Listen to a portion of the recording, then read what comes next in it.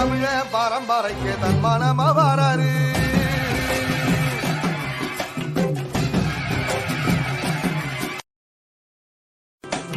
சாதி சாதிக்கு ஒரு சங்கம் வச்ச நாட்டுக்குள்ள எல்லா சாதிக்கு ஒரு கோயில் போல வராது. இல்லை என்பதையே இல்லாம செஞ்சவர் தென்பாண்டி கேரளாக தன் மேல வராது.